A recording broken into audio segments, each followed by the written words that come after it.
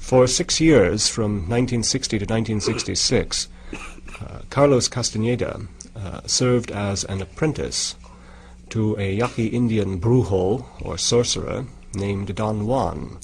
During those years, Mr. Castaneda was a graduate student in anthropology at the University of California at Los Angeles.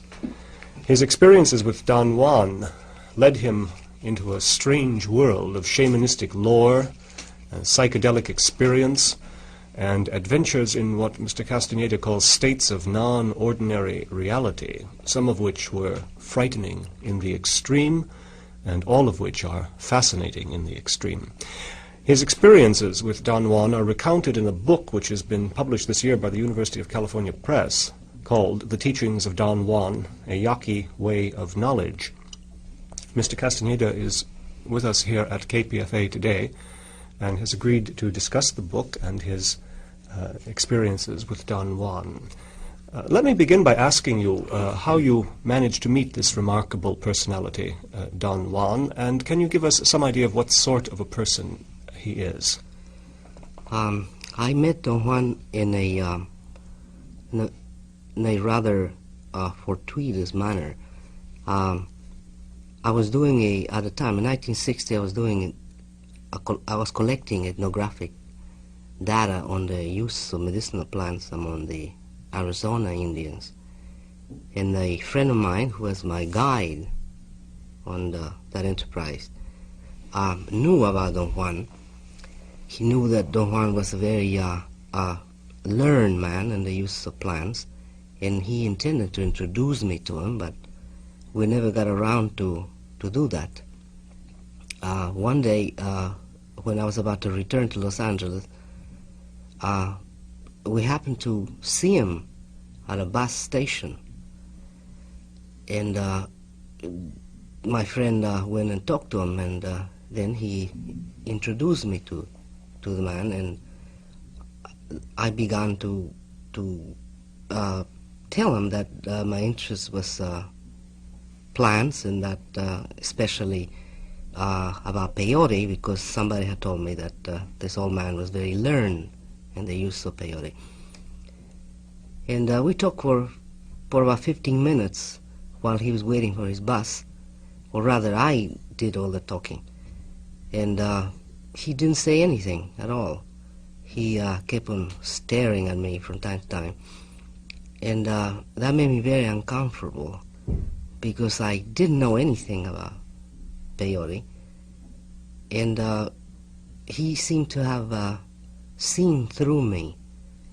After about 15 minutes, he got up and said that perhaps I could come to his house sometime where we could talk with more ease. And he just left.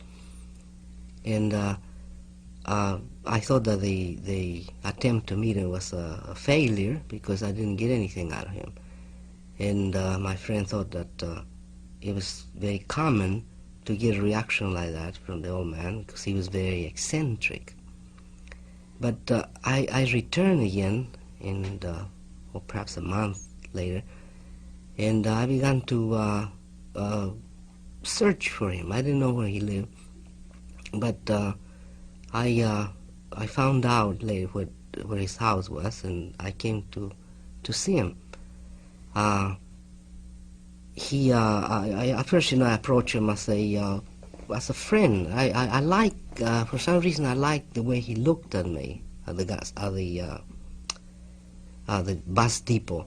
There was something very peculiar about the way he stares at people, and he doesn't stare. Usually, he doesn't look at anybody straight in the eye, but sometimes he does that, and it's very remarkable.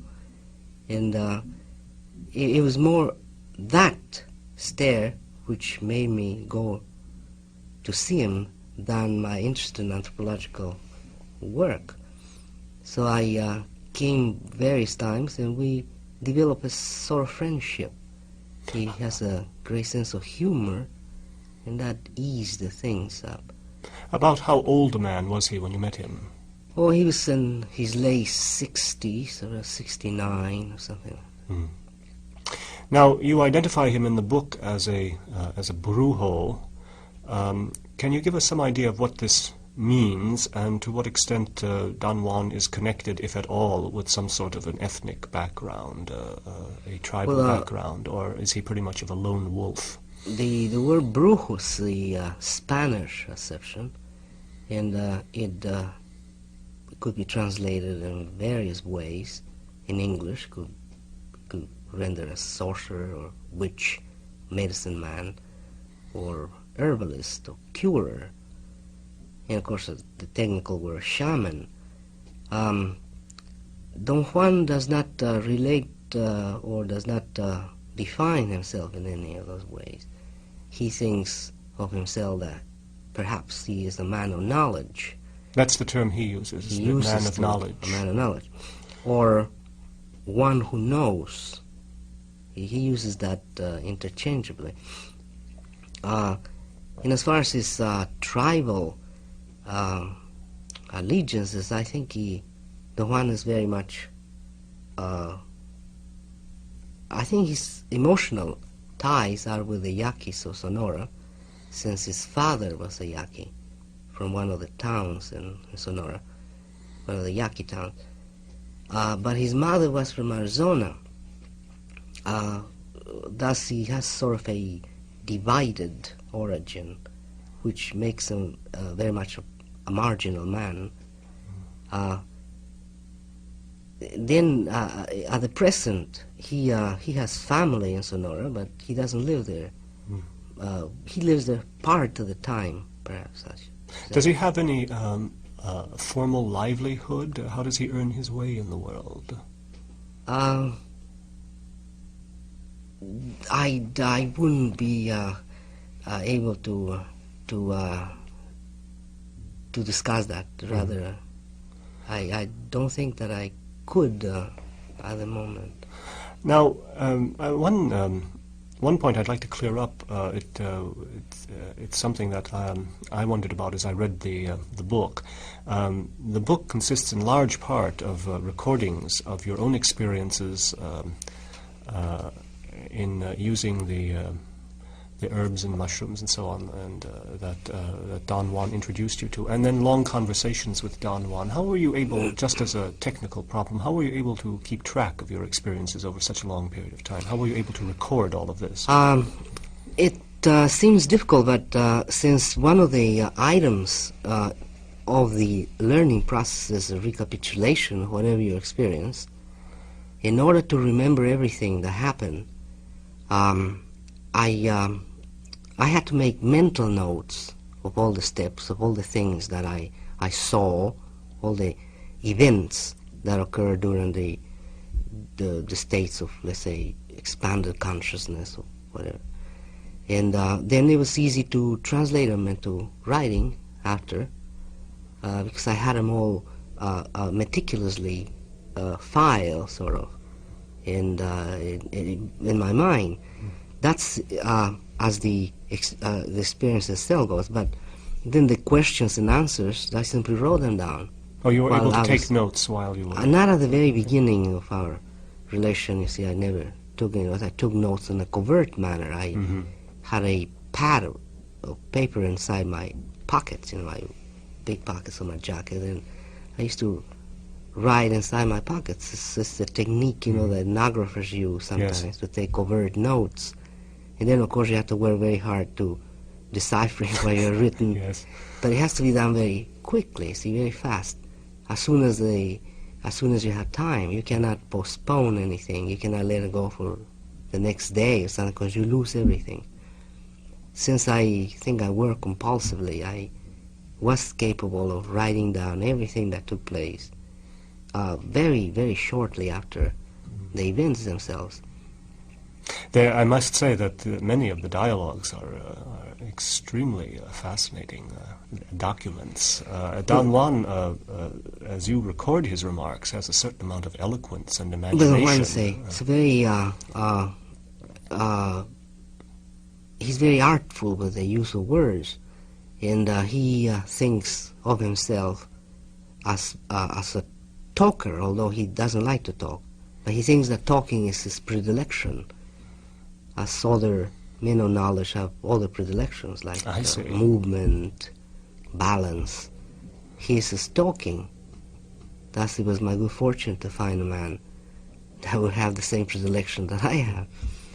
Now, one of the things that's most impressive about the book is the remarkable chances that you seem to have taken under Don Juan's tutelage. That is, he introduced you to various chemical substances, some of which clearly, I suppose, could have been fatal if they had not been used carefully. How did you manage to work up sufficient trust in this man to down all of the concoctions that he put before you? The way the book's presented, it seems to heighten some sort of dramatic sequence, which is, I'm afraid, not true in real life. There are enormous gaps in between in which ordinary things took place that are not included. I didn't include it in the book because they did not pertain to the system I wanted to portray. So I just simply took them away, you see, and that means that the gaps between those very height states, whatever it is, since they are removed, it seems that it's a continuous crescendo, this kind of sequence leading to a very dramatic solution. But in real life, it was a very simple matter because it took years in between, it took months passed in between them, and in the meantime, we did all kinds of things. We even went out hunting. He told me how to trap things. I said traps were very old ways of setting out traps, and how to catch rattlesnakes. And he told me how to prepare rattlesnakes, in fact. And so that eases up, you see, the distrust or the fear. I see. So there was a chance for you to build up a tremendous amount of confidence in this. Yes, man. We spent a lot of time together, and then he never told me what he was going to do, anyways. And by the time I realized, I was already too deep into the event to turn back. Now, the heart of the book, at least as far as my reading was concerned, certainly the most fascinating part of the book, has to do with your experiences with what you term non-ordinary reality. And many of these experiences, as you recount them, have a great deal of cogency to them. That is, they are experiences that seem to come very close to demonstrating the validity of practices like divination. And then on the other hand, you have experiences that at the time seem to have been tremendously vivid experiences of flight and of being transformed into various animal forms. And often you suggest a sense of some ultimate revelation taking place. What sense do you make of these experiences now as you look back on them all? What seems to have been valid about them, and how was Don Juan, do you feel, able to seem to control or predict what these experiences would be? Well, as far as making sense out of them, I think as an anthropologist, I could, the way I have done it, I could use them as grounds for set up let's say, a problem in anthropology. But that doesn't mean that I understand them or use them in any way. I could just employ them to construct a system, perhaps. But if I would view them from the point of view of a non-European man, maybe a shaman or perhaps a yaqui, I think the experiences are, or they are designed to produce the knowledge that reality of consensus is only a very small segment of the total range of what we could feel as real. If we could learn to code reality or stimuli the way a shaman does, perhaps we could elongate our range what we call real. What do you mean by that? How does a shaman like Don Juan code stimuli? For instance, in the idea that a man could actually turn into a cricket or a mountain lion or a bird is, to me, my personal conclusion, it's a way of intaking a stimuli and readapting it. I suppose the stimuli is there. Anybody who would take an hallucinogenic plant or a chemical produced in the laboratory, I think would experience more or less the same distortion, in quotes, because distortion of reality. But the shamans, I think, have learned through usage and in thousands of years, perhaps, of practice, they have learned to reclassify the stimuli and encode it in a different way. The only way we have to code it is as hallucination, madness.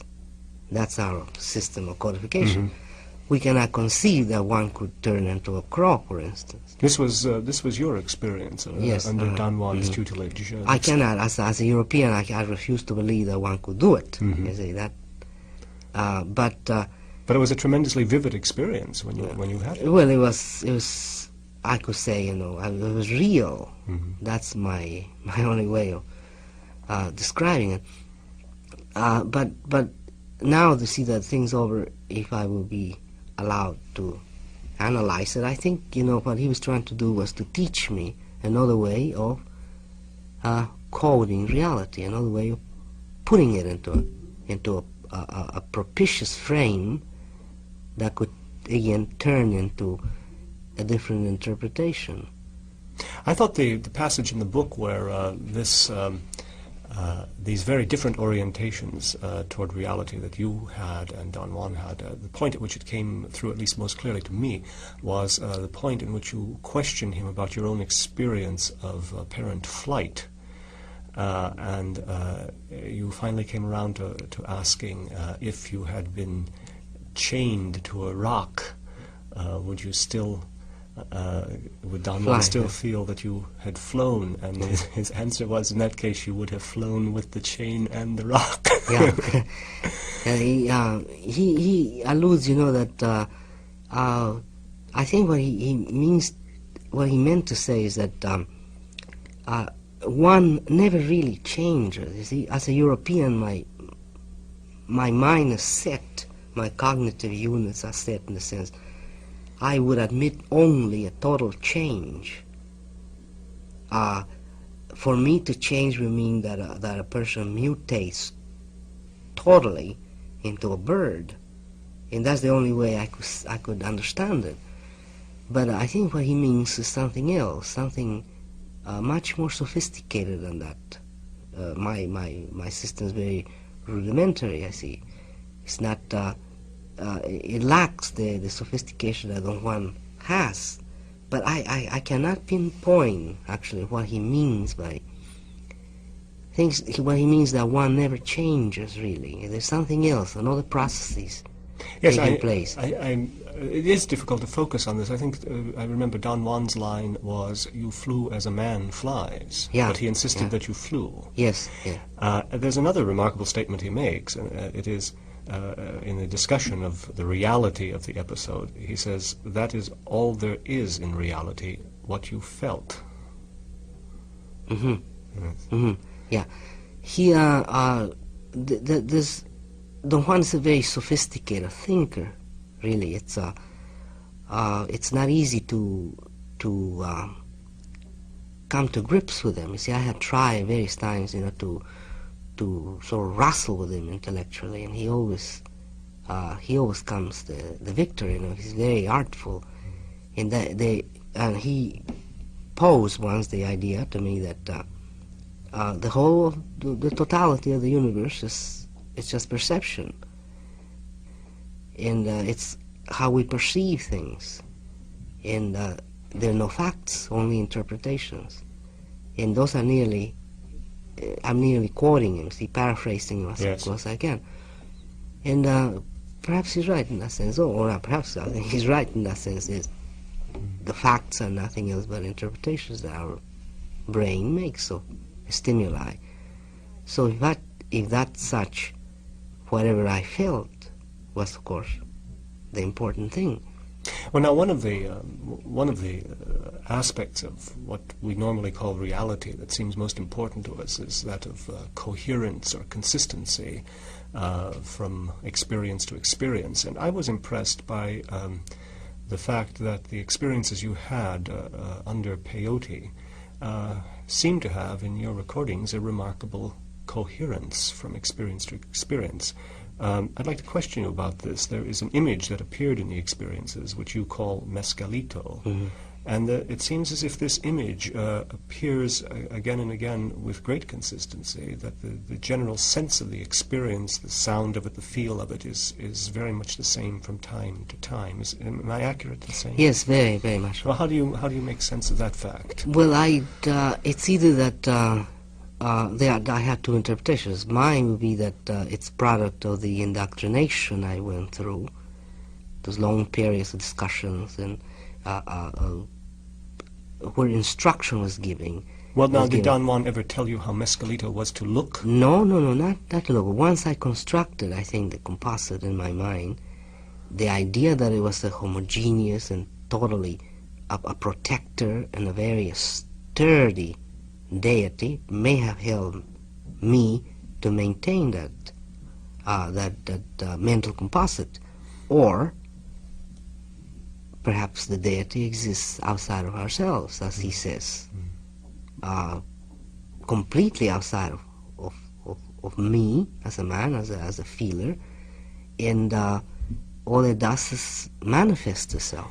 Now, I thought your description of this image of mescalito was very vivid and very impressive. Do you think you could possibly, just to draw out one aspect of the book, describe what this figure seemed like to you? Oh, well, it was truly an anthropomorphic composite. It was not truly a man, but it looked like a cricket, and it was very large, perhaps larger than a man, and it looked somehow like the surface of the cactus, the peyote cactus, and that was the top. It looked like a pointer head, but it had human features in the sense of eyes and a face. Yes. But it was not quite human either. It was something different about it. And the movements, of course, were quite extraordinary because they hopped. Now, when you described this experience to Don Juan, how did he deal with it? Was this the right image? Or no, he didn't care at all about my description of the form. He was not interested at all. I never told him what the form. He discarded it all. I wrote it down because it was quite remarkable for me as the man who experienced it. It was just extraordinary. It was truly a shocking experience. Thus, I record everything that I experienced, but insofar as telling him, he didn't want to hear about it. He said that it was unimportant. All he wanted to hear was whether how close he let me come in this anthropomorphic composite. At the time I saw it, let me come very close. I nearly touched him. And that, in Don Juan's system, I suppose, was a very good turn. And he was interested in knowing whether I was frightened or not. And I was very frightened. But insofar as the form, he never made any comment, or he didn't even show any interest in. I'd like to ask about one particular set of experiences. We don't have to go into them in detail here. I think we might simply tempt the listeners to look at the book and read the actual details of the experience, but your final experience with Don Juan is one of extreme fearfulness. Why do you think he led you into this final situation, at least final in your relationship with him, in which, I mean, he very literally seemed to scare the hell out of you? What was the purpose of that? It seemed almost, as you recorded, it seemed at points almost deliberate cruelty. What do you think he was up to when he did that? When he had, previous to that last experience, during, or right before it, he taught me some position that it's proper of shamans to adopt at moments of great crisis, the time of their death, perhaps. It's a form that they would adopt, and it's something that they would use. It's a sort of validation. It's the signature, let's say, that, or they prove that they have been men. Before they die, they will face their death and do this dancing, and then they will yell at death and die. And I asked Don Juan, you know, what would be so important? You know, what, since we all want to die, what difference does it make whether we dance or we cry or we scream or yell or run? And he felt, you know, that the question was very stupid, because by having a form, a man could validate his existence.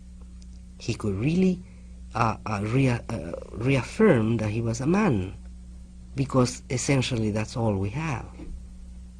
The rest is unimportant.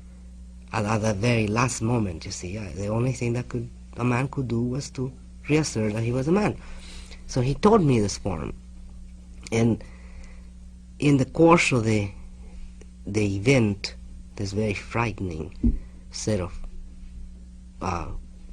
circumstances or actions, I was forced nearly to exercise this form and use it, and brought a great amount of vigor to me.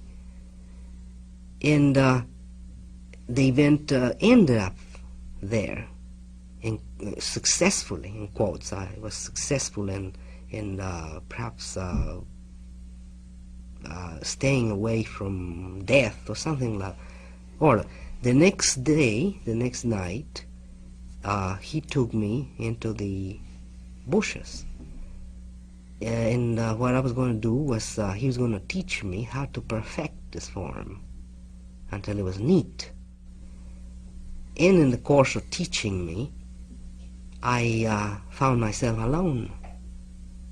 And that's when this horrendous fear attacked me, really. And I think what he had in mind was for me to use this form, this position, this posture that he had taught me.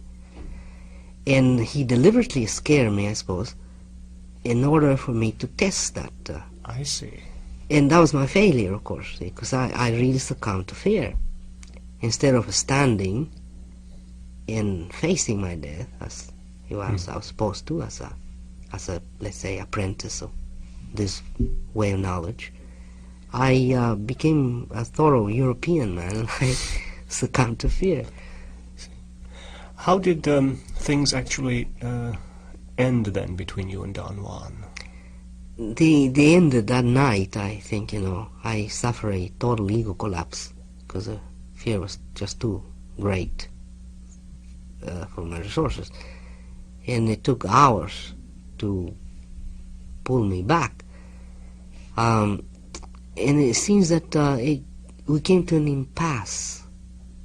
We had never talked ever again about his knowledge.